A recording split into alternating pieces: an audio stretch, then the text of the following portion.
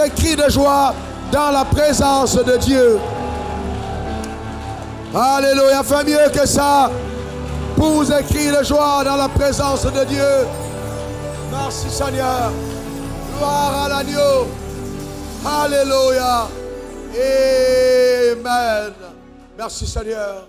Mets ta main sur ton cœur et répète après moi ces paroles. Mon Père, mon Dieu, je suis venu t'écouter, me parler. Je suis venu t'adorer. Dans ta présence, je sais que se trouve la plénitude de la joie. Donne-moi d'expérimenter la joie qui vient de toi, la joie d'en haut, la joie de Dieu. Père, que ton nom soit béni. Je confesse par la foi que je suis toujours joyeux. Qu'importe les circonstances et les défis de la vie, je garde ma joie en toi. Tu es mon assurance, tu es mon salut. Quels que soient les défis, j'annonce parce que je suis né de Dieu, je triomphe du monde. Je suis vainqueur, plus que vainqueur, par Christ qui m'a aimé et qui s'est sacrifié à la croix pour ma vie. Ma vie est un témoignage de la victoire éloquente de la croix. J'aime le Seigneur et je le sers avec ma vie dans la vie. J'avance, je progresse, j'atteins les objectifs au nom suprême de Jésus. Amen, amen et amen. S'il te plaît, acclame encore avec ta main.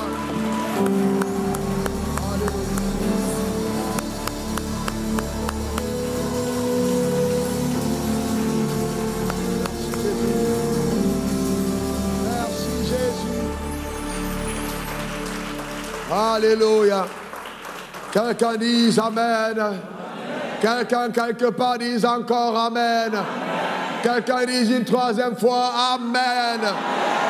Alléluia. Tourne-toi vers ton frère et dis-lui tout va bien. Tourne-toi encore vers quelqu'un d'autre et dis-lui tout va bien. Alléluia. Alors pendant que j'étais en train de préparer le temps de prière que nous avons eu pour l'heure de Jéricho, j'ai entendu ces paroles. Ce n'est pas venu de moi. Dieu m'a dit, dis à l'église que par ce que je vais faire pendant le mois de novembre, les gens qui vous verront vivre, qui avaient d'autres dieux, vont prendre leur Dieu et ils vont jeter à la poubelle.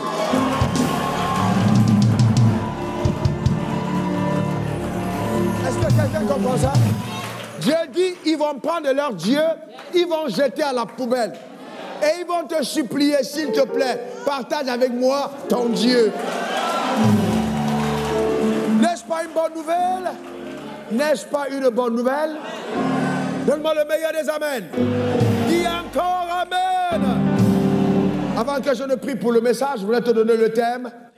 Gardez la joie, même dans l'adversité, et continuez d'avancer. Alors je veux le personnaliser pour toi. Garde ta joie, même dans l'adversité, et continue d'avancer. Mets ta main sur ton cœur, je vais prier. Père, je veux t'honorer et te bénir pour la parole que tu as déposée dans mon cœur par ton esprit. Pendant que la planète entière est connectée à cet autel, pendant que les vies soupirent après la révélation de ta pensée, après l'intervention surnaturelle de ta présence et de ta puissance, pendant, ô Dieu, que plusieurs s'interrogent et veulent avoir une réponse du ciel, je me tiens ici comme un canal autorisé, comme la bouche d'en haut, la bouche de Dieu, pour apporter à ton peuple, éternel le Dieu, non simplement ton enseignement, mais aussi, éternel, tes prophéties. À donner ta parole au Dieu avec clarté, avec droiture, avec exactitude, mais aussi enrobé de la puissance et la saveur d'en haut. Que ton nom soit béni pour tout ce qui se produit dans nos vies en ce jour. Au nom suprême de Jésus, j'ai prié. Et quelqu'un dise Amen 3 fois. Amen, Amen, Amen. Assieds-toi dans sa glorieuse présence. Et donc, nous prenons nos Bibles dans 1 Thessaloniciens 5, verset 6. Garde ta joie, même dans l'adversité, et continue d'avancer. 1 Thessaloniciens 6, verset 16, il est écrit « Soyez toujours joyeux ». Alors, mais c'est une déclaration assez forte. Soyez toujours joyeux. Ce n'est pas une suggestion, c'est un ordre. Soyez toujours joyeux.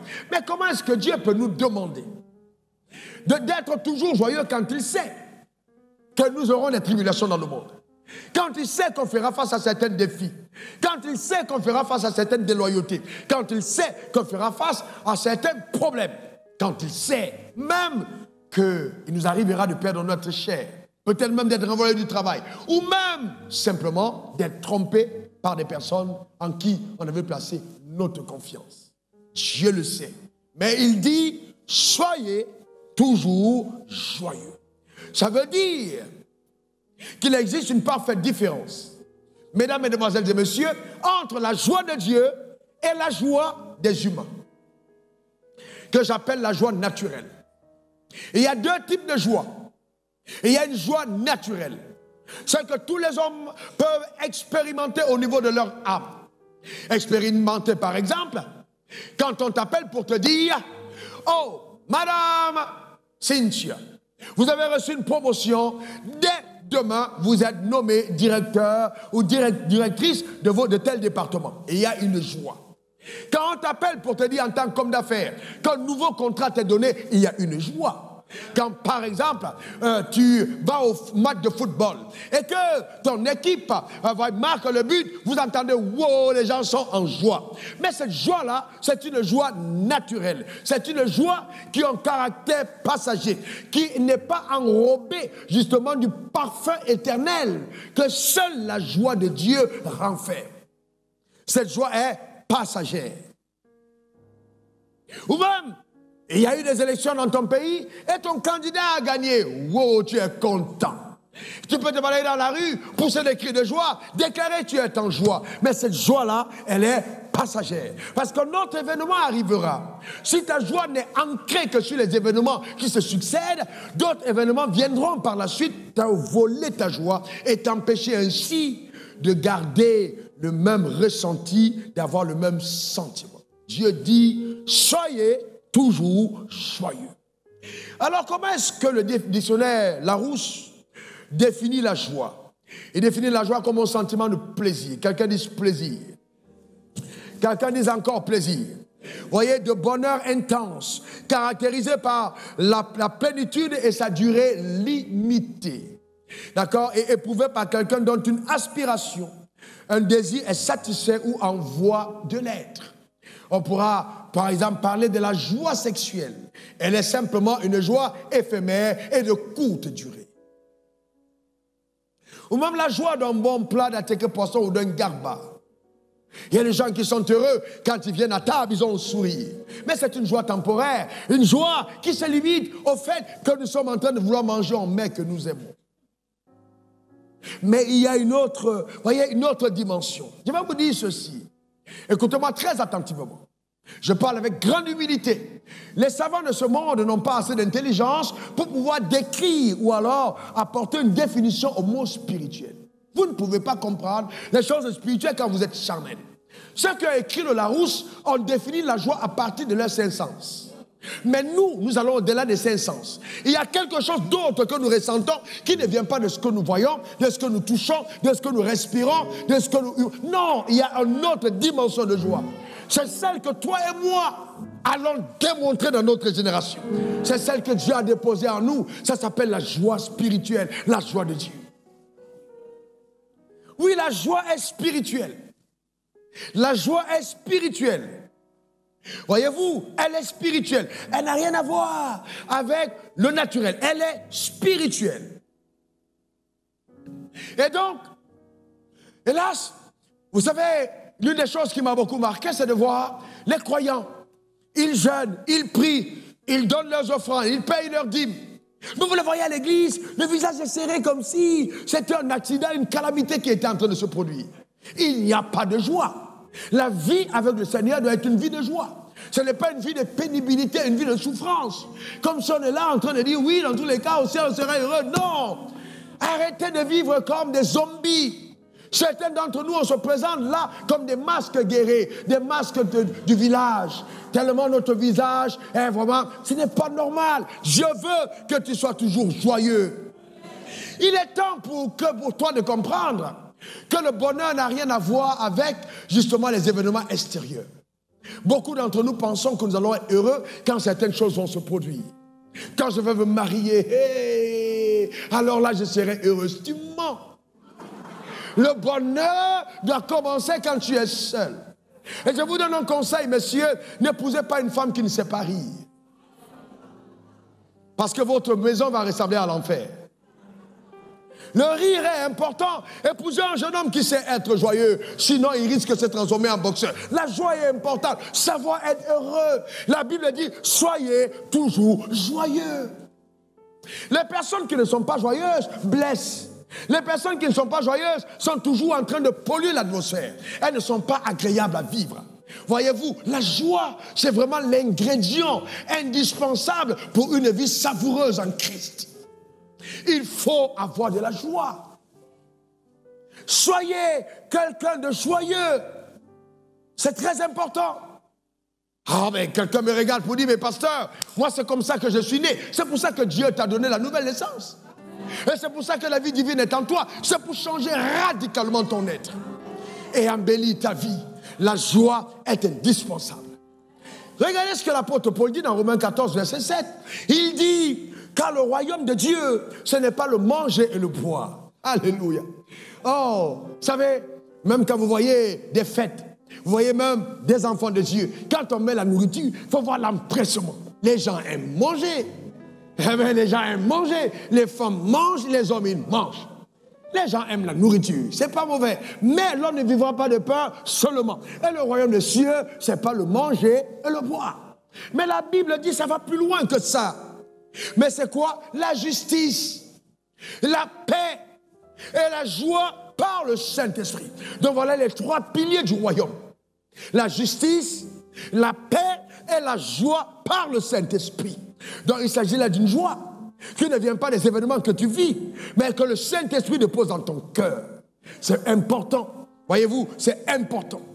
La joie, cette joie-là, quand le Saint-Esprit la dépose dans ton cœur, tu l'éprouves même quand il y a une grande intensité d'adversité. Même quand autour de toi, tout semble jouer en ta défaveur. Même quand, justement, tu te poses des questions sur « mais comment est-ce que je ferai pour m'en sortir ?» Il y a cette joie profonde qui est à l'intérieur de toi. Une joie qui va venir surpasser l'intelligence de ceux qui te regardent. Oui, la joie de Dieu. Voyez-vous, cette joie-là, elle tire sa racine sur la justice de Dieu. C'est-à-dire, vous n'êtes pas heureux parce que vous avez un salaire,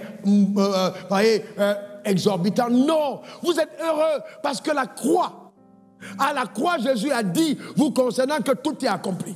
Vous êtes heureux parce qu'il a écrit votre nom dans les livres de vie. Vous êtes heureux parce que vous savez que même si ce monde passe, vous ne passez pas. Vous êtes heureux parce que vous avez échappé au feu éternel. Vous êtes heureux parce que Dieu vous appelle son enfant. Vous êtes heureux parce que le créateur de l'univers est en alliance avec vous. Vous êtes heureux parce que El Shaddai est à vos côtés. La joie de Dieu. Alléluia. Amen. C'est vraiment extraordinaire. Cette joie, nous devons l'avoir. Elle tire sa racine de la rédemption. Nous devons la relâcher. Je ne suis pas en train de dire que je ne comprends pas que de façon momentanée et instantanée, on puisse avoir un peu l'esprit abattu. Mais qu'est-ce qui te relèvera d'un esprit abattu? Qu'est-ce qui donnera à ta face de continuer de rayonner? C'est la joie de Dieu. C'est la joie de Dieu. C'est très important. Et la joie de Dieu, cette joie-là, c'est elle qui est notre force. Elle est notre force. Vous voyez, cette joie demeure en toi. Même quand tu te poses la question, mais cette fois-ci, je ne sais pas comment je vais faire pour m'en sortir. Elle est quand même là. Et c'est parce qu'elle est là que justement tu t'en sortiras. Parce que cette joie crée l'attraction et l'intervention des anges. Cette joie en toi, c'est vraiment important de la garder sereinement. Cette joie-là, Paul et Silas, deux prédicateurs de la parole de Dieu. Paul, émérite prédicateur. Jésus lui a apparu sur le chemin de Damas. Il est parti en mission de la part du Seigneur. Et donc, en mission de la part du Seigneur, il va être arrêté et jeté en prison. Il pouvait se dire, mais Seigneur, pourquoi est-ce qu'on me jette en prison? N'est-ce pas ton évangile que je prêche? N'est-ce pas ta parole que j'annonce? Il y a des personnes, dès qu'ils ont un problème, ils commencent à accuser Dieu. Alors que souvent les problèmes que vous traversez, c'est les autorisations de Dieu pour vous permettre de voir une plus grande gloire. et d'expérimenter une plus grande dimension. Paul et Silas sont à la veille où ils doivent être jugés pour être mis à mort. Et la Bible dit à minuit, Paul et Silas se mettent en prison. Et ils commencent à chanter des cantiques. Ils commencent à chanter des cantiques. Ils chantent tellement que les autres prisonniers les entendaient.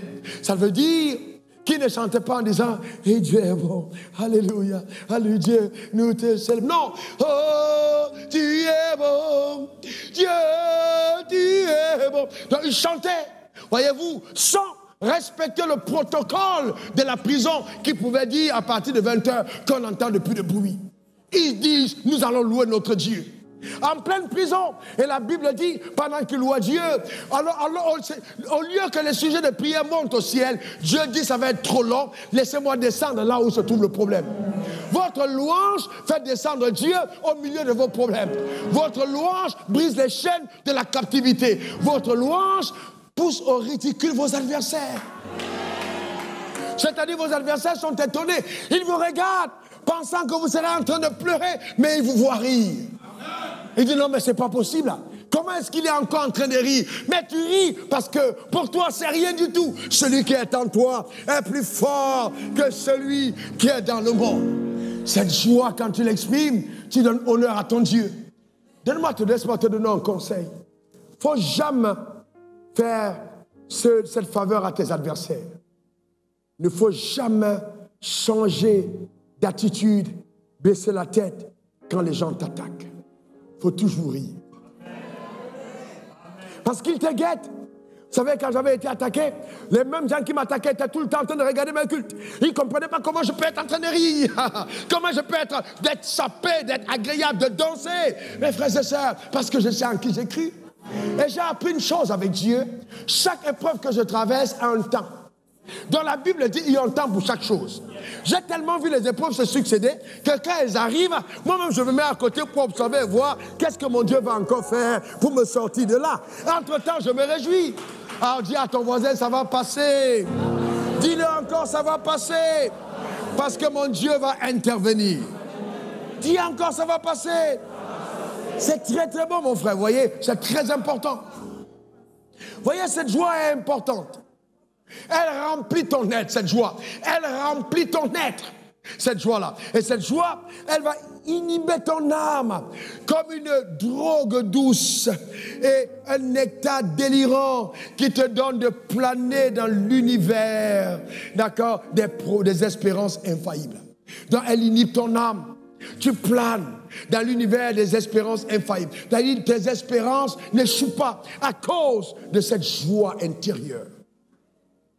Cette joie est celle qui te transporte au-dessus des barrières, des limitations imposées, soit par la société, soit par la sorcellerie, soit par la jalousie, soit par les animosités. Et elle te donne de continuer d'espérer contre toute espérance. Quand tout semble être arrêté tout autour, tu continues de croire que Dieu le fera pour toi. Cette joie te fera rire quand tout le monde pleure. Tout le monde à ta place aurait pleuré, mais tu ris. Personne ne comprend pourquoi tu ris, mais tu ris de joie. Parce que la présence de la joie de Dieu en toi, elle te fera danser sans musique.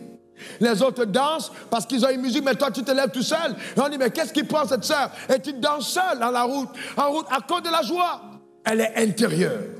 Voyez-vous, et souvent, la joie va t'arracher des larmes de gratitude. Quand tes souvenirs vont t'emporter dans le mémorial divin. Et tu vas commencer à te souvenir de ce que Dieu a fait pour toi, de là où il t'a ramassé, de ce qu'il a intervenu dans ta famille, comment il t'a utilisé. Alors les larmes vont ruisseler de tes yeux. Pas parce que tu pleures, mais parce que tu dis, mais qui suis-je? Dieu m'a étonné, Dieu m'a épaté, Dieu a fait pour moi de grandes choses. Et tu pleures de joie dans la présence de Dieu.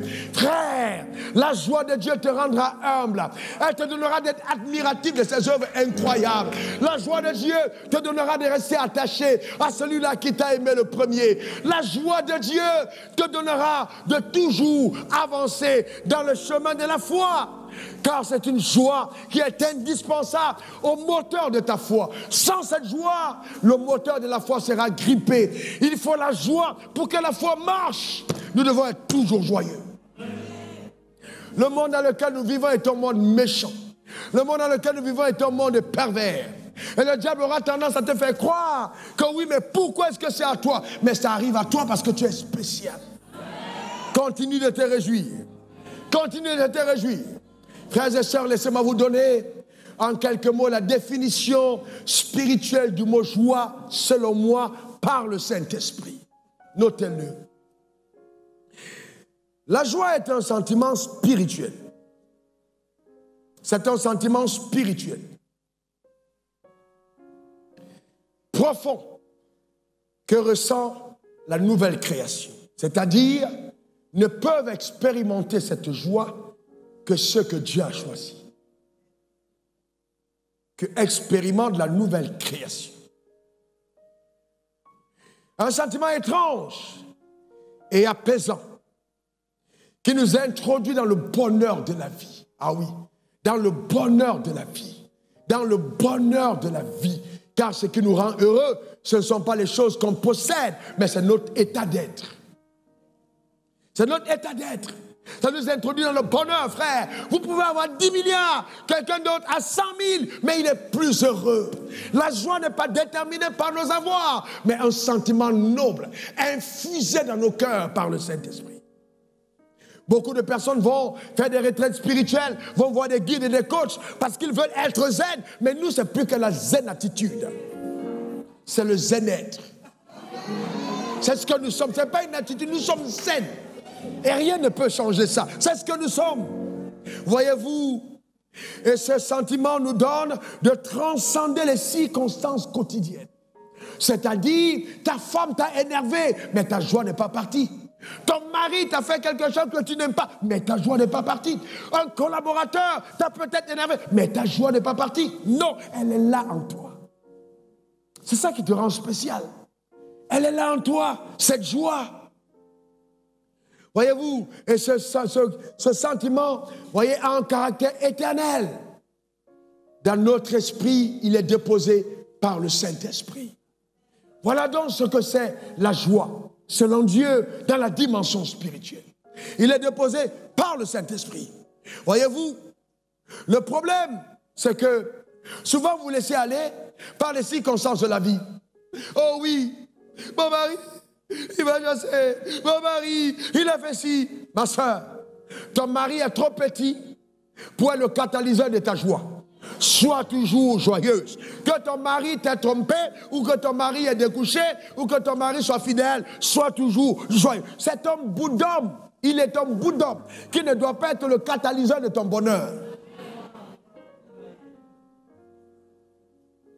Il y a des hommes, quand ils se marient, leur femme devient leur boussole. Pauvre de toi. Si tes sentiments doivent migrer aux humeurs de ta femme, tu seras toujours dans un désert ilirant de malheur perpétuel. Laisse-moi te dire ceci. Maudit quiconque se confie en l'homme. Dieu doit être la source de ta joie. Donne-moi le meilleur des amens. Dis encore amen. Tu es un jeune marié, ta tête chauffe, tu dis je ne comprends pas cette femme-là. Comment tu veux comprendre quelqu'un que Dieu même a eu la peine à comprendre? Il faut croire en elle, il ne faut pas la comprendre. Parce qu'il y a des moments, il faut juste croire en elle. Ce n'est pas parce qu'elle est extraordinaire que tu l'aimes parce que la joie en toi et l'amour en toi te rend extraordinaire pour même une personne compliquée. Ah ouais, c'est ça le vrai problème. Comment pouvez-vous imaginer que vous avez dans le jardin des milliers de fruits et cette être extraordinaire décide d'aller manger ce que Dieu a interdit? Et c'est toi qui vas commencer à croire que c'est parce que tu as interdit qu'elle ne va pas toucher. Tu as menti. Tu as compris ça? Sois joyeux, aime-la comme elle est. Est-ce que quelqu'un comprend ça? C'est simple. Ne complique pas ta vie. Ne complique pas ta vie. Vous savez, souvent les hommes ne comprennent pas. Ils disent bébé, bébé. Bébé, bébé, c'est que tu dois aimer ta femme comme mon bébé. Quand le bébé commet des fautes là, c'est pas une logique. Tu aimes ton bébé. N'appelle pas bébé seulement quand ça va. Et bébé, même quand il a fait des choses compliquées, bébé. C'est ça le bébé. Ah ouais, tu dois l'aimer comme ça. Ah, mais c'est très important, frère. Et c'est ça. Tu l'aimes comme ça. Donc, voyez-vous, et vraiment votre vie simple, voyez-vous, c'est très important. Parce qu'enfin, dans tous les cas, si tu commences à te fâcher, c'est toi qui as un problème. Ta maison a un problème, ta femme a un problème, tes enfants ont un problème, le diable entre chez toi. Non, quel que soit ce qu'elle fait, aime-la. Ah, ça peut être compliqué, mais c'est spirituel. Est-ce que quelqu'un comprend ça? C'est très important. Donc, ne vous privez pas de l'essentiel du royaume. Je vois des gens qui viennent, il y a des femmes qui viennent à l'église, elles sont mariées. Quand tu les vois assises là, tu comprends qu'il y a un problème à la maison. Elle a froissé le visage. Frère, tu froisses le visage. Tu es venu à l'église. C'est toi qui paies. On dit, battez les mains. On t'a parlé, tu ne voulais pas comprendre. Maintenant, tu es entré dedans. Il faut manger ça. C'est tout. C'est tout. C'est pas la foi que ça marche. Est-ce que quelqu'un comprend ça? Tu dois louer ton Seigneur. Ton mari n'est pas ton Dieu. Ton bonheur, ce n'est pas ton mari. Non. Ton bonheur, c'est le Seigneur. C'est clair et important. C'est très fondamental. Donc, tu dois dégager ton visage. Dégage ton visage. Tout le monde n'a pas besoin de savoir que tu as un problème chez toi. Sois heureuse. Souris. Alléluia, la joie du Seigneur. La joie du Seigneur. C'est important de savoir garder la joie. On vient à l'église et tu dis, ouais, je suis un grand homme, je suis un politicien, je suis ministre, je suis président, je suis un grand PDG, je suis un PCA, je suis un grand sportif. On ne peut pas me voir danser, c'est pour les affaires des pauvres. Qui vous a dit que danser, c'est la pauvreté? Non, ce n'est pas vrai. Vous devez comprendre qu'il y a un protocole qu'on a dans la présence de Dieu. Quand le protocole divin n'est pas respecté, il y a des choses de Dieu que vous n'obtenez pas. Souvent on dit prosternons-nous. Il y a des gens qui pensent qu'ils sont trop grands pour se mettre à genoux. Et ils ne comprennent pas qu'en se privant de ce genre d'attitude, ils ont une faveur qu'ils ratent sur leur vie. Dieu aime les gens qui activent la clé de David, la clé de la joie qui est démontrée par la louange et par l'adoration. La louange et l'adoration à l'église, ce n'est pas un moment pour meubler le culte en attendant que le message arrive. C'est un moment de connexion, un moment de communion, un moment d'expression, un moment de foi, un moment de joie. Nous sommes heureux. Quand les problèmes nous voient danser à l'église, les problèmes ont des problèmes. Les problèmes ont des problèmes. Parce qu'il dit, mais c'est pas possible. Comment est-ce que ce gars danse encore? Eh bien oui, parce que il n'y a que la joie de Dieu. La joie de Dieu. La joie de Dieu. Elle exprime ta divinité. Alléluia. Amen. Donne-moi le meilleur des amens. Dis encore amen. Note ceci. Exprimer ta joie fait partie du protocole divin dans sa présence. Le protocole divin dans sa présence. Nous avons un esprit francophone, froid. On ne sait pas louer Dieu. Et ça nous vient de nos ancêtres, les Gaulois, qui sont froids. Alors qu'on oublie que nous, ici, il fait chaud. On est froid. Les gens viennent à l'église froid. Quand on dit acclamer, ils sont là. Et le jour où tes doigts vont se couper, tu vas dire c'est la sorcellerie. Ceux qui n'ont pas servi à acclamer Dieu, acclame-le, acclame-le, acclame-le, acclame-le, acclame-le. Alléluia, acclame-le. Amen. Gloire à la Dieu, acclame-le. Amen. Amen. Alors, vous voyez, notre joie s'exprime de trois manières. On l'exprime de trois manières. Premièrement, on l'exprime de trois manières. Premièrement, par le rire. Soyez quelqu'un qui sait rire. Les gens qui rient sont toujours agréables. Vous êtes en train de rire. Vous pouvez pas rire, toujours serrer le visage. Non. Mesdames, prenez un cours. Je vais faire un séminaire sur le rire. Vous allez rire forcé. Il faut rire. Il faut apprendre à rire. Une femme doit rire. Les gens viennent chez toi, on rit. Ta belle-mère vient, tu ris. Même si tu n'aimes pas ta belle-mère, tu ris. Il faut sourire, c'est important. Il ne faut pas serrer ton visage pour dire aux gens qui ne sont pas bienvenus chez toi. Tu es une sorcière. Il faut rire. Ah ouais. Le rire est important. Il faut savoir rire.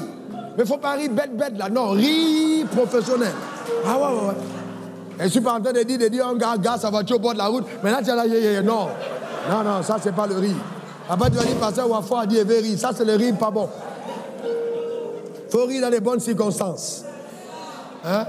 Et je peux avoir ton numéro de téléphone. Mon numéro de téléphone, c'est le 07. J'ai dit 07. Mais non, c'est pas ça, non. Ça, c'est le mauvais rire. Amen. Il faut bien rire. Est-ce que quelqu'un comprend? Il faut rire. C'est important de rire. Vous savez que moi, je ne savais pas rire, parce que Franck, je ne savais pas rire. Un jour, j'étais en séminaire avec des Américains, et un Américain m'a regardé, il m'a dit, si tu continues comme ça, tu vas brûler. Il m'a dit, tu vas brûler. Et je ne comprenais pas. Moi, j'étais sérieux, spirituel, sérieux. Faut pas rire. Faut pas, non, faut être sérieux. Alors après, j'ai appris à rire. Et la personne qui m'a vraiment transporté dans le rire, c'est ma femme. Elle m'a appris à rire. Parce qu'elle rit. Elle rit. Elle est toujours là, elle rit. J'ai dit, ouais. Elle m'a contaminé le rire. Amen. Amen. Vous savez, c'est important de savoir rire. Il faut rire. C'est bien de rire. Le rire, c'est agréable. Rire. Entraînez-vous à sourire. Même quand il n'y a rien, vous riez. Ça vous détend. Ça détend, il faut rire. De Dieu, il faut chanter. Ça, c'est moi qui l'ai appris à chanter à domicile, plus qu'avant. Là, c'est moi. Il faut chanter, chanter. Vous avez chanté. Vous voyez, vous allez voir que je chante. J'ai des castanets, je chante. Je chante sur la bonté de Dieu. Je chante sur sa miséricorde. Je chante sur ton amour. Je chante sur ses promesses. Je chante même des cantiques pour dire Seigneur merci. Je chante à l'égard de ceux qui m'ont attaqué. Je chante pour les fils déloyaux. J'ai des cantiques à l'égard de Dieu. Seul dans le lieu secret, je parle à Dieu et je chante. Donc, voyez, c'est là que je viens par mes chants. Vous voyez des cantiques de joie devant Dieu, déposer tous les travers de la société. Tout ce que je traverse, je chante. Père, je veux te louer, mon âme, t'exalte, mon être entier te loue. Je suis dans ta présence pour t'honorer, pour t'adorer, célébrer tes œuvres. Ta parole dans ma vie s'accomplit au quotidien. Oui, tu as dit, si on a fait ceci au bois vert, quand sera-t-il du bois sec au mon roi? Aujourd'hui, je passe par là, je suis au milieu du feu, mais ta joie, ô Seigneur, me garde en toi. Eh bien, c'est pas dit que vraiment tu n'as rien dans l'âme. Hein. Souvent, tu as des problèmes dans l'âme, mais tu chantes. Tu chantes pour que les larmes coulent, mais tu chantes. Tu chantes à Dieu pour lui dire, malgré ça, je suis en joie, parce que je sais que pour moi, tu as fait quelque chose d'incroyable. Et donc, quand tu sors de là, tu sors fort. Tu ne chantes pas simplement. Le troisième, c'est que tu danses. Ah oui, danser. Frères et sœurs, je vais vous dire une chose. Oh, si un jour je peux le faire, je mets une caméra et puis je filme quand je danse dans mes bureaux. Seul. Il n'y a pas de... C'est pas WhatsApp, c'est pas Internet. Je danse. Je me lève, je danse. Je danse. Je chante, je danse, je pousse des cris de joie. Il m'arrive même de danser, de me rouler par terre. Je suis heureux de servir mon Dieu. Ça te rend humble. Ça rend ton esprit humble. Ça dit, en fait, tu te dépouilles de toutes les victoires. Et tu jettes les couronnes de tes succès aux pieds de ton maître. Reconnaissant que ce qui t'arrive, ce n'est pas ta force. Ce n'est que la grâce de Dieu. Dans la louange que tu lui donnes et la danse que tu lui exprimes, tu restes attaché comme un serviteur à ton maître. Et tu ne prends pas la grosse tête. Non, parce que c'est lui qui travaille par toi. Il faut donc savoir exprimer sa joie. Dis à ton voisin, est-ce que tu as bien compris? Il faut exprimer ta joie. C'est fondamental.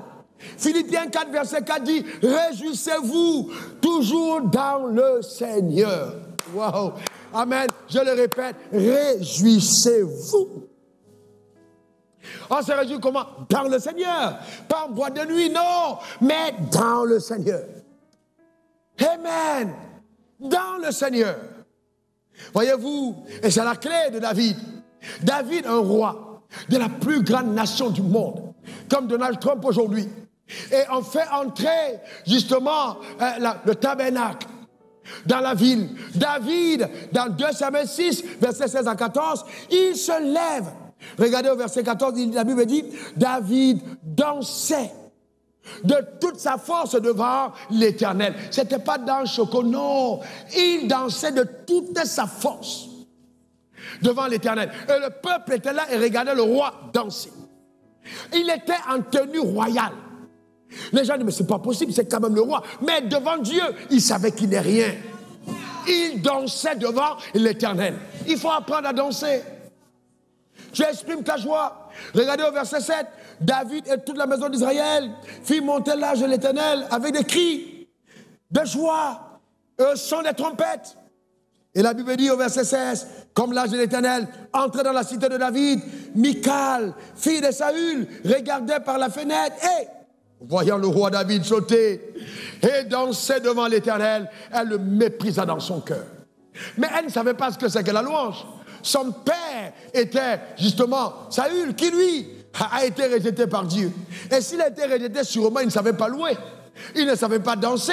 Il ne savait pas être heureux à l'Éternel. Elle n'avait pas appris ça, voyez-vous. Et on l'a méprisé. C'est pourquoi il ne faut pas prendre des femmes incirconcis. Ne prenez pas des femmes qui n'ont pas connu l'école de la joie. Prenez des gens qui ont rencontré Christ. Vivez avec eux. Parce qu'une personne blessée blesse. Une personne aigrie va dégager le parfum de l'aigreur. C'est très important, frères et sœurs. Donc il faut véritablement que nous soyons dans cette dimension. Dis, je dois aller à cette dimension. Dis-le. Déclare-le encore. Alléluia. Amen, frère. Une petite parenthèse pour vous dire, on a des chanteurs à l'église, on n'a pas beaucoup de chants. Parce que la belle voix, ce n'est pas toujours la joie. Et chanter, ce n'est pas chanter à l'instrument la joie de Dieu. La vraie louange, quand vous l'entendez, elle dégage quelque chose.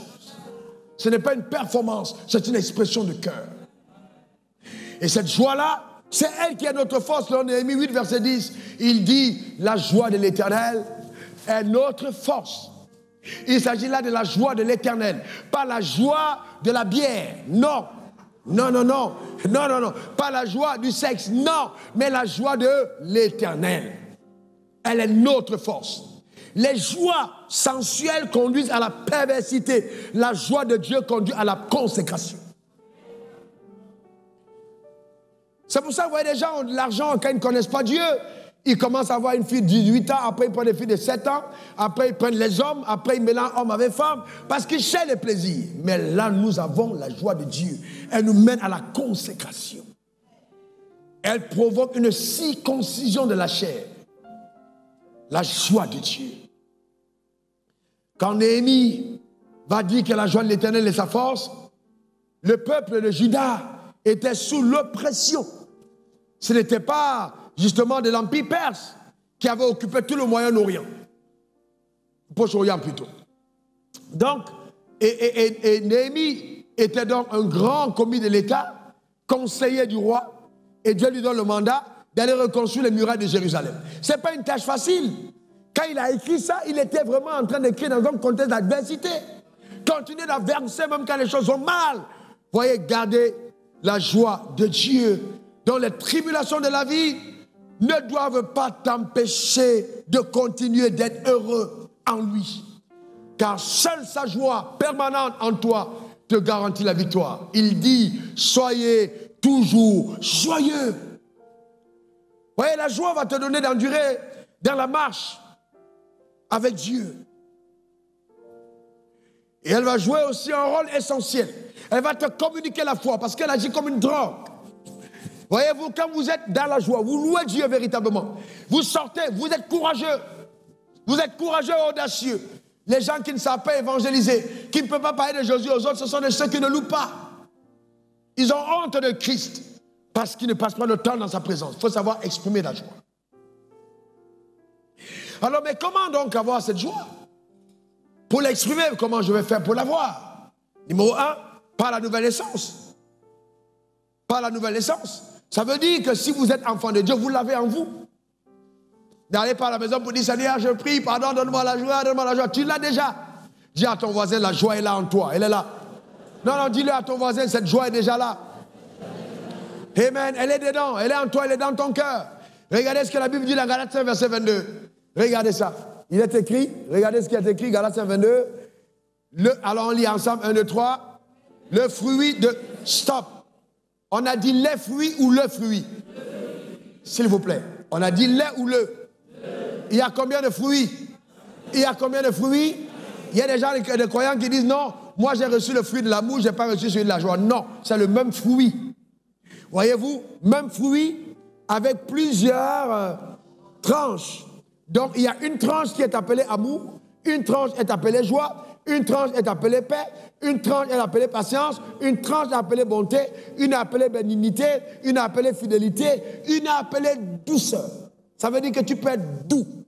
Une est appelée tempérance. Continuons. OK? La loi n'est pas contre ces choses. Donc ça veut dire que nous avons, voyez-vous, la composante du fruit de l'esprit. Donc ce fruit est en toi. Dis, il est en moi. Encore, il est en moi. Et quelle est la première tranche de ce fruit? Comment est-ce qu'on l'appelle? l'amour. Donc ça veut dire que cet amour est en toi, répandu dans ton cœur par le Saint-Esprit. Comment on appelle le deuxième fruit? La joie. Il vient numéro 2. Numéro 2. Numéro 2. C'est appelé la joie. Oui. C'est donc important de comprendre que je ne peux pas relâcher la foi si j'ai la joie, si je n'ai pas l'amour. L'amour est la première tranche, l'amour. Quelqu'un dit amour. Quelqu'un dit encore l'amour. C'est très important. Très important. Donc la joie est en toi. Relâche-la. 2. Pour relâcher cette joie, il faut vivre par la foi. 2 Corinthiens 5, verset 7. Nous ne marchons pas par la foi, nous marchons par la foi, mais pas par la vue. Amen. Dis, je marche par la foi. Oh, s'il te plaît, dis-le encore. Encore, dis-le. Alors, qu'est-ce que ça veut dire, je marche par la foi? Ça veut dire, tu n'as pas été en boulot. Et puis, soudainement, on vient te dire, bon, dans tous les cas, on t'a renvoyé. Comment tu réagis? Tu vas te tuer parce que tu as perdu le travail? Tu commences à louer Dieu. Pourquoi tu le loues? Parce que la Bible dit toutes choses concourent pour le bien de ceux qui aiment Dieu et qui sont appelés selon ses desseins. Et même ça peut aller plus loin. Une femme peut venir te dire, je te quitte pour un autre homme. Tu vas te pendre? Tu es un idiot de la pire espèce. Donc, voyez-vous, mais tu dois faire quoi? Tu vas louer Dieu. Même si elle est partie, tu vas louer Dieu. Ton mari t'a quitté, célèbre Dieu. Écoutez-moi très bien. Quand vous louez Dieu, vous obligez Dieu, écoutez-moi bien, hein, par votre louange, à vous donner de vivre mieux que ce que vous avez perdu. La louange donne de vivre mieux que ce que vous avez perdu. Le gars t'a quitté, il dit, il ne veut pas de toi, il veut épouser une autre. Danse. Oh, pasteur, je ne peux pas danser. Danse quand même. Danse quand même. Danse quand même. Oh, pasteur, danse. C'est aussi par la foi. Amen, danse.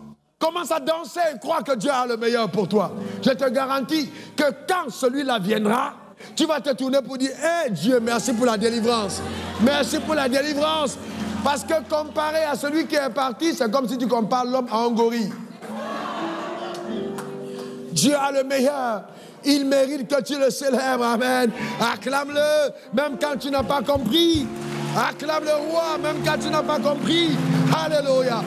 Frères et sœurs, je vais vous dire ceci, à nous en tant qu'enfants de Dieu, quand Dieu permet qu'une situation nous arrive, elle va toujours servir à notre bien. Donc même si on n'a pas compris, on le loue. On le loue simplement. Pourquoi? Parce que vous savez, si Joseph était en train de pleurer, on m'a vendu, il ne serait jamais Premier ministre. Jamais. Si donc, Potiphar l'a acheté, en disant je le veux, ça veut dire qu'il avait l'air d'un gars joyeux. Il avait, malgré le fait d'avoir d'être vendu, il était sûrement un caleçon, mais un gars heureux. Vous savez, quand vous êtes heureux, vous attirez les gens. Quand vous êtes heureux, les gens vous aiment. Si la femme de Potiphar regardait le gars, c'est que même le gars là, esclave dans la maison, il devrait avoir quelque chose. Ça, il y a des gars qui travaillent, ils ont toujours la joie. Tu le regardes comme tu es fan, tu dis ouais, ça c'est le vrai gars. Donc il devrait avoir une attitude différente. C'est pas le gars qui travaille la tête là comme si, non, la joie. La joie. Vous voulez avoir un leadership impactant, soyez joyeux. Les gens aiment la joie attire, la joie se communique, la joie transcende, la joie crée une atmosphère agréable, la joie épanouit, la joie est admirative. Soyez joyeux. Et donc quand Joseph est arrivé au poste de Premier ministre et que ses frères sont venus, il dit à ses frères, vous m'avez vendu pensant me faire du mal, mais Dieu a transformé en mal, en bien ce que vous avez fait en mal. Dans tous les cas, quand il s'agit d'un homme de destinée ou une femme de destinée, ce qui t'arrive, c'est pour ton bien. Un jour, les gens m'attaquaient, ils m'attaquaient et puis on est venu me dire, ouais, bon, les gens parlent de toi. J'ai dit, assurez-vous simplement qu'ils prononcent bien mon nom. Ils n'écrivent pas Wapo, mais Wafo. Parce qu'en fait, dans tous les cas, il est probable que je n'ai pas assez d'argent pour faire ma pub, mais ils sont en train de travailler pour la communication. Est-ce que quelqu'un comprend ça? Et un journaliste m'a appelé, m'a dit, je n'arrive pas à comprendre. Comment tu gardes ta sérénité? J'ai dit, je sais en qui j'écris. Pas de besoin de paniquer. Pas besoin de... Non, pas besoin. Je suis trop grand pour ça. Pas besoin de paniquer. Non. Je règle tout dans sa présence. Quand je sors du lieu secret, tout est déposé au pied de mon maître. Ma vie ne m'appartient pas, elle est à lui. Ton frère, je suis zen. Amen, zen. Ce n'est pas la zen attitude, c'est le zen-être. Mon être est vraiment incroyable. Vous comprenez ce que je veux dire? Un jour, je marchais avec ma femme, et puis une femme lui a demandé son produit. Qu'est-ce qu'elle fait pour que sa peau soit rayonnante? Et ma femme lui a dit qu'elle ne mettait pas de crème. Ma femme est étrange. Elle ne met pas de crème. Bon, elle a commencé à mettre un peu. Juste, pas pour éclaircir. Elle a dit à la dame, je ne mets pas de crème. La dame l'a insultée. Vous êtes méchante. Voilà, quand vous avez refait de produit, ça marche, je ne voulais pas montrer aux autres. Voyez-vous, non, le problème, c'est qu'elle a vu la peau briller, elle a cru que c'était le Ghana. Ce n'est pas ghanéen. Non. Vous comprenez? Et il y a des gens noirs qui brillent que les gens clairs. Tu n'as pas compris de quoi je parle. Il y a des gens noirs qui brillent que les gens clairs. Parce que la joie te donne une lumière. Il y a quelque chose qui se dégage de toi. Quand on te voit, on t'aime. Garde ta joie, garde-la. Elle est précieuse. Que tu sois blanc, jaune, noir, rouge, vert, huile d'olive, tout ça. Garde ta joie. Garde ta joie, c'est important. D'accord? Il ne faut pas perdre ta joie. Il faut la garder. C'est vraiment important. Donc, voyez, frères et sœurs, pourquoi tu la gardes? Parce que Dieu est omniscient. Quelqu'un dit Dieu est omniscient. Dis-le encore, il est omniscient. Ça veut dire qu'il savait que tous ces problèmes allaient arriver avant de t'appeler. Ça, c'est une révélation qui m'a changé. Donc, à chaque fois que quelque chose arrive, alors je me dis, pasteur Assois, je savais. Et comme il m'a appelé, sachant que ça allait arriver, il m'a déjà donné la capacité de transcender. J'ai été tellement habitué au combat que quand le combat arrive, je commence à danser la victoire, même quand je suis encore dans le combat. Demandez à ma femme. J'ai pas de problème. J'ai pas de problème. Dieu est au contrôle. Il y a un temps pour chaque chose. Ce qui te semble terrible aujourd'hui va passer. Ça va passer. Je dis bien, ça va passer. Il n'y a pas de problème qui demeure éternellement, ça va passer. Donc dépasse-le avant qu'il ne passe. Je reprends. Dépasse le problème avant qu'il ne passe. Ça te rend mature. Dépasse le problème avant qu'il ne passe. Il va passer. Dépasse-le. Reste avec ce qui est éternel. Ce qui est éternel, c'est demeurer dans la parole de Dieu. Jean 15, verset 7. Si vous demeurez en moi et mes paroles demeurent en vous, demandez ce que vous voudrez, cela vous sera accordé. Cela vous sera accordé. Révérend Blessé, un jour j'ai eu une bataille dont tu es au courant.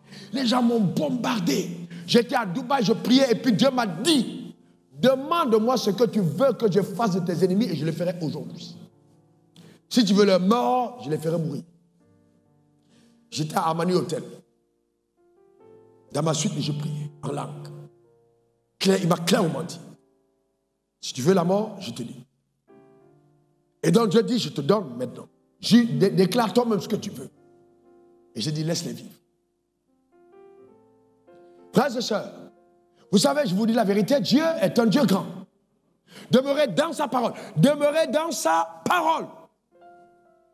Donc quand vous demeurez dans sa parole, la révélation de sa parole vous fait grandir. Certains d'entre vous, au lieu d'écouter la parole, vous êtes là, vous écoutez les dombolos, les reggae, les ceci, et vous vous demandez pourquoi vous avez des problèmes. Mais parce qu'il n'y a pas de parole en vous. Demeurez dans la parole, lisez la Bible, méditez-la, confessez ce que la parole déclare, affrontez les circonstances, dégagez l'épée de l'esprit, parlez au vent, assujettissez les tempêtes, avancez, révélez le grand qui est en, la grandeur qui est en vous. N'ayez peur de rien. N'ayez peur de rien, frère. N'ayez pas peur. Ceux qui ont vaincu comme vous ou avant vous n'avaient pas 4 pieds. Ils avaient 2. Et souvent, certains n'avaient pas Dieu, mais toi, tu as Dieu. Qui est cet incirconcis? Qui est ce bâtard pour oser attaquer l'armée du Dieu vivant? Qui est ce gars qui dit qu'il ne signera pas ton papier? Qui est? Non, personne, frères et sœurs. Gardez la joie. Est-ce que vous comprenez? Troublez vos problèmes par votre sérénité. Dégagez la joie de Dieu. Arrêtez de faire pitié, parce qu'aucun ange ne s'arrête au boulevard de la pitié. Dieu même détourne son regard des gens qui sont là en train de pleurnicher. Mais quand tu as la foi, tu attires l'attention de Dieu. La joie, c'est l'expression de ta foi. Attire l'attention de Dieu vis-à-vis des problèmes que tu traverses. Oh, ta manière de dire Amen m'embête. Dis encore Amen. Et ensuite, marche dans l'amour, frère. Marche dans l'amour. Marche dans l'amour. Oh, je ne sais pas vraiment, cette femme, elle va me tuer. Pourquoi elle ne va pas te tuer? Elle te fait vivre. Tu as chanté la nuit en do, re, mi, sa, de, la, si, do. Maintenant, le matin, tu dis, elle va te tuer. Non, frère, continue d'être heureux. Est-ce que quelqu'un comprend de quoi je parle? Ah oui. Continue, elle ne va pas te tuer. Ton mari n'est pas là pour te tuer, c'est ton mari. Donc marche dans l'amour. Comment marcher dans l'amour? La personne t'a fait du tort, pardonne. Pardonnez, pardonnez. Donne par-dessus tout. Voilà. Pardonner, c'est ça. Tu donnes au-dessus. Par-dessus tout, tu donnes. C'est ça le pardon. Ton cœur est là serré comme une pierre du Soudan. C'est quoi ces histoires? Il faut relâcher ton cœur. C'est pas possible. Soit relâche ton cœur. C'est important. Dégage-toi. Dégage-toi. Il y a des hommes qui s'apparient avec leurs femmes. Un couple, ils sont là. C'est pas incroyable. On n'est pas des saints, on est des hommes. Exprimez vos émotions, riez. Même les saints, j'ai ri. Faut rire. Quand même, entre nous. Arrêtez de faire croire aux gens que la vie chrétienne est une vie de torture. On est là et tout, on est comme des zombies, on est là. Tu vois, des sœurs, elles sont là, c'est incroyable. Après, elles chantent des cantiques. Quel cantique? Exprime la joie véritable. D'accord? C'est important. Donc, laisse jaillir les torrents d'amour qui sont en toi. Il faut savoir pardonner. D'accord? Fais attention. Quelqu'un t'a fait du tort, pardonne. Dis encore, je pardonne. Dis, je pardonne. Encore, je pardonne. Et point numéro 5, il faut saisir la miséricorde. Voyez-vous, saisis la miséricorde. Quand tu saisis la miséricorde, qu'est-ce que tu fais, révérend Franck? Tu te détaches de la culpabilité. Certains d'entre nous ne sommes pas... On a des problèmes parce qu'on est dans la culpabilité. Tu as trompé, tu as fait ci, tu as menti, tu as volé, tu as fait... Tu es coupable. Le péché introduit, d'accord, le manque de joie. La tristesse vient du péché. Vous voulez savoir les gens qui vivent dans le péché, regardez les visages. Mettez-vous dehors, regardez toutes les soeurs qui sont de l'église. Vous allez voir la différence. Celles qui vivent dans le péché, vous allez voir le visage. Elles sont là. Vous voyez le visage? Regarde ta voisine. Tu vas voir. Regarde ton voisin. Tu vas voir ça sur le visage. Même après le bas, tu regardes juste ici, tu vas voir. Amen. Donc, tu vois. A dit à ton voisin, j'espère que ce n'est pas de toi qui parle, hein, parce que de toute façon, je te vois là. Donc, vous voyez, il faut aller au trône de Dieu. Amen. Hébreux 4, verset 16. Approchons-nous donc avec assurance du trône de la grâce, afin d'obtenir miséricorde pour trouver grâce et pour être secouru dans nos besoins. Donc ça veut dire que quand il y a eu un problème, qu'est-ce qu'on fait? On va au trône de la miséricorde. Prier, c'est aussi savoir approcher Dieu pour lui dire, papa, j'ai commis une faute. C'est ça aussi la prière. Ça va venir devant Dieu pour dire, Seigneur, pardonne-moi. Et puis quand tu sors de là, tu crois qu'il t'a pardonné et tu vis hors de la culpabilité. Il y a des gens, vous les trouvez 15 ans plus tard, ils sont attachés à un problème, à quelque chose qu'ils ont fait. Ils ont demandé pardon, mais ils ne sont jamais débarrassés de cela. Et ça vole leur joie. C'est triste. Le diable va essayer de te ramener. Il te dit, mais toi là, c'est pas ce que tu as fait. Quand il te le dit, rappelle-lui le sang de l'agneau. Versé à la croix pour ta vie. Dis à Satan, c'est vrai, je l'ai fait, mais à la croix, le sang a été versé pour ses fautes. Jésus m'a pardonné mes péchés présents, passés et futurs. Alors je suis demandé pardon, il m'a été accordé. Amen. C'est très important, car dans la face de Dieu, dans la présence de Dieu, il y a la plénitude de la joie. Ésaïe 61, 1 à 7. On va aller ensemble. On y va ensemble, 1, 2, 3. L'Esprit du Seigneur est sur moi, car l'Éternel m'a oint pour porter de bonnes nouvelles aux malheureux. Il m'a envoyé pour guérir ceux qui ont le cœur brisé, pour proclamer aux captifs la liberté et aux prisonniers la délivrance, pour publier une année de grâce de l'Éternel et un jour de vengeance de notre Dieu, pour consoler tous les affligés, pour accorder aux affligés de Sion, pour leur donner un diadème au lieu de la cendre, une huile de joie au lieu du deuil, un vêtement de louange au lieu d'un esprit abattu, afin qu'on les appelle des térébins de la justice, une plantation de l'Éternel pour servir à sa gloire. Ils rebâtiront sur d'anciennes ruines, ils relèveront d'antiques décombres, ils renouvelleront des villes ravagées, dévastées depuis longtemps.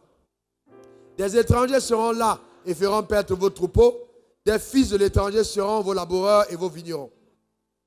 Mais vous, on vous appellera sacrificateur de l'Éternel, on vous nommera serviteur de notre Dieu, vous mangerez les richesses des nations et vous vous glorifierez de leur gloire.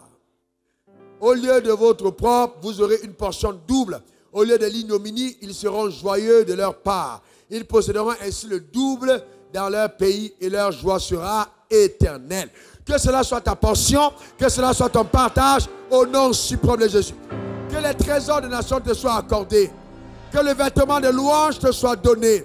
Le vêtement de la célébration, le vêtement du bonheur. Que les diadèmes de la gloire soient posés sur ta tête.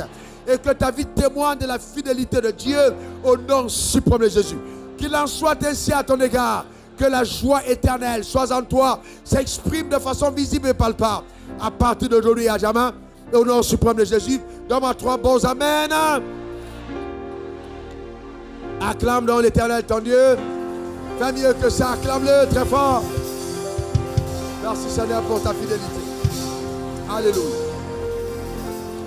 Amen. Est-ce qu'il y a, s'il vous plaît, quelqu'un qui dit, asseyez-vous s'il vous plaît, qui dit, je veux connaître la joie de Dieu. Je ne l'ai pas encore expérimentée.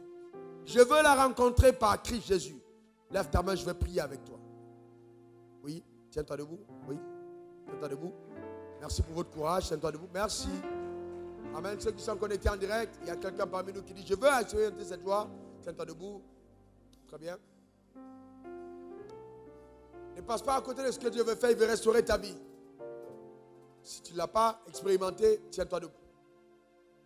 Je vais prier maintenant. Répète après moi ces paroles. Seigneur Jésus, je désire expérimenter ta joie.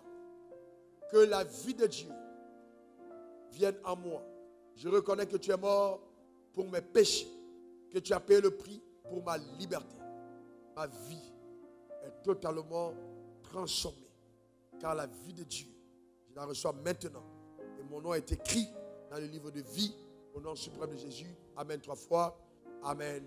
Amen. Amen. Je prie donc que la grâce du Seigneur te soit multipliée et que le pouvoir de la nouvelle naissance te soit accordé, que justement le fruit de l'Esprit naisse en toi par le dépôt que fait le Saint-Esprit. Au nom suprême de Jésus. Amen. Amen. Et Amen. Alors nous y sommes. Est-ce que quelqu'un a une question à poser? Quelqu'un veut poser une question par rapport à la joie, par rapport au message du jour? Quelqu'un veut comprendre quelque chose qu'il n'a pas bien compris?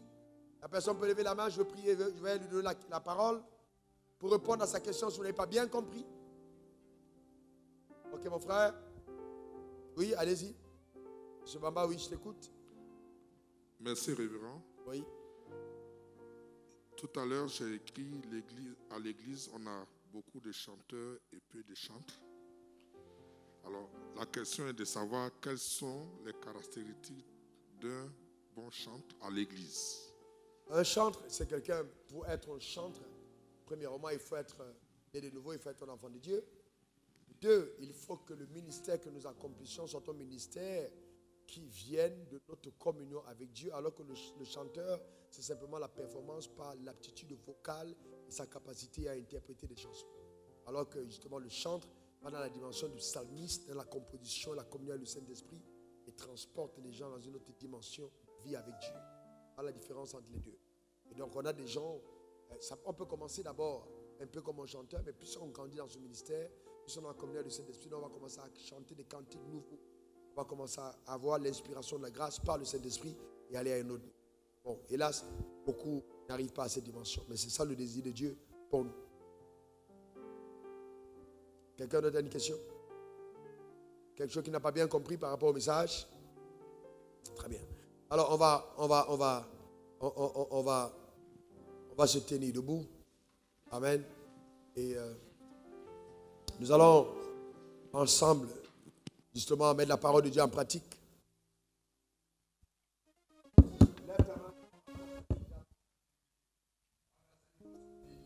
Rends grâce à Dieu pour sa fidélité. Rends grâce à Dieu pour sa fidélité. Rends grâce à Dieu pour sa fidélité. Merci Seigneur.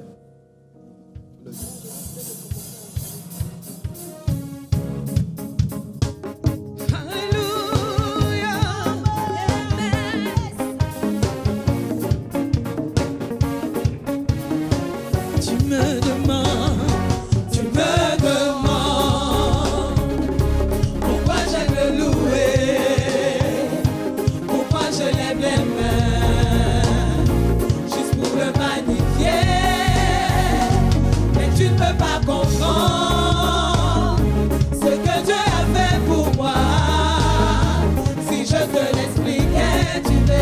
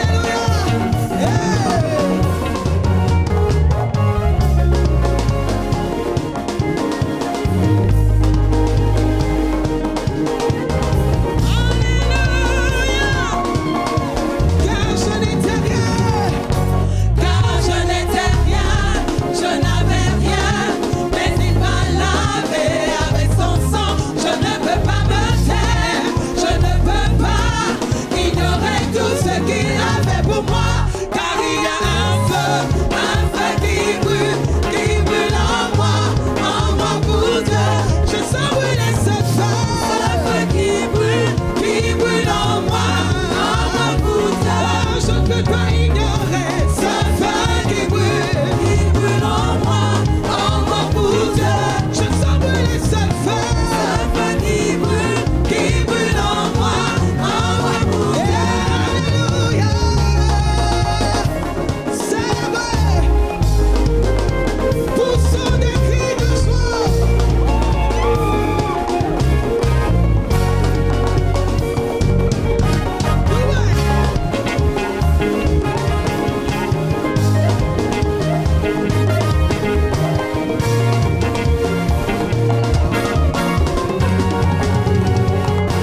Car je n'étais rien, je n'avais rien, mais il m'a lavé avec son sang. Je ne peux pas me taire, je ne peux pas ignorer tout ce qu'il a fait pour moi. Alléluia.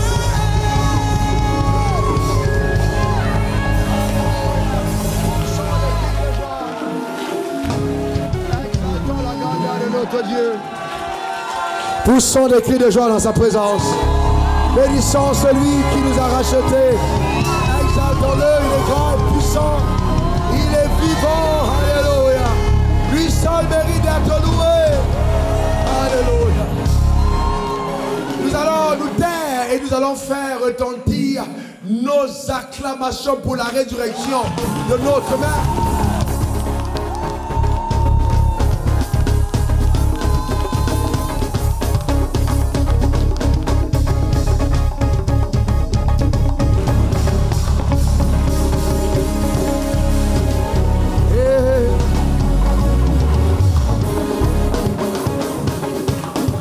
Aïe aïe aïe aïe aïe aïe aïe aïe aïe aïe aïe aïe aïe aïe aïe aïe aïe.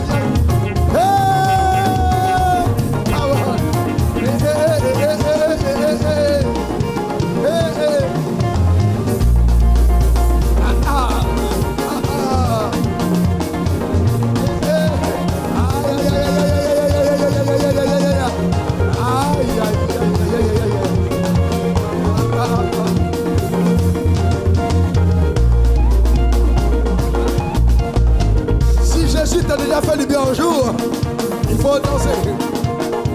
Ah ouais, il faut danser.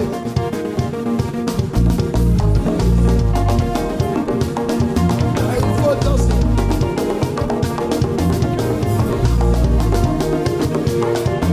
Il faut danser. Il faut danser. Quelqu'un va pousser les cris de joie.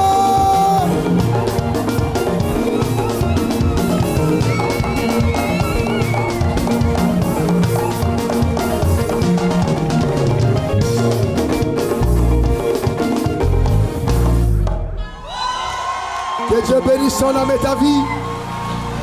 Et que par sa puissance extraordinaire, face à tous les combats, toutes les épreuves et l'adversité de la vie, que la joie de Dieu soit toujours en toi. Que le Seigneur intervienne de façon surnaturelle. S'il y a un combat que tu livres, que les anges fassent intrusion dans le nom suprême de Jésus.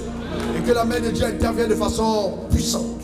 Le médecin t'a dit que la maladie est incurable. Et moi je te dis, par ces meurtrissures, tu as été guéri.